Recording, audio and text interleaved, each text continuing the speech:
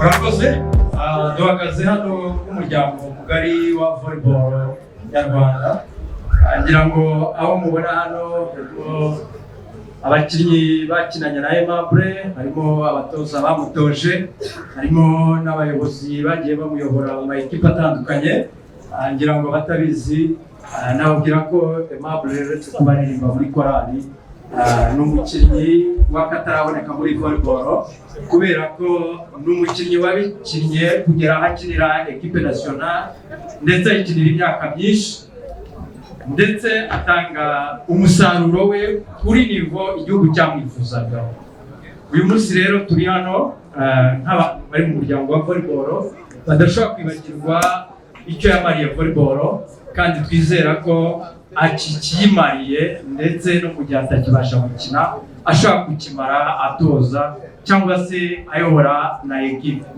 Ku bwacu kuko tumuzi, ubundi twamwitaga inyangamugayo, turagira ngo madamu we rwose abimenye, yumve ko abonye umugabo w'inyangamugayo kandi umugabo w'umunyembaraga. Yavuze kuba ari umunyembaraga bivuze ibintu byinshi, biba bivuze ko ari umugabo w'umunyabwenge kandi ari umugabo ushoboye, uri capable yo gukora ikintu icyo ari cyo cyose cyiza, yanga ikibi. Aka kanya rero turabashimira cyane, ndetse tukanabashimira wowe Shadi kuko twifuje ubukwe kuva kera. Twari dutegereje uyu munsi, ni umunsi abavoleri bose barara bishimye, cyangwa n'utanywa kacupa arara agasumye kubwa Imana. Turabishimye rero kubwo mwakoze ubukwe, muzagira ubukwe bwiza, tuzabana namwe muri byose.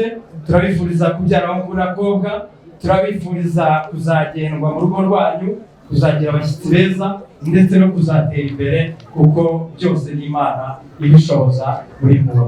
Kugira ngo abatabizi, dufite paseri hano, pasezi wacu Ive, turagira ngo yigire imbere aha tora ku gapira akamupase gatoya yerekana geste y'imwe mu byo yakora. Kuko rwose urabona ko tushe bashimishe byose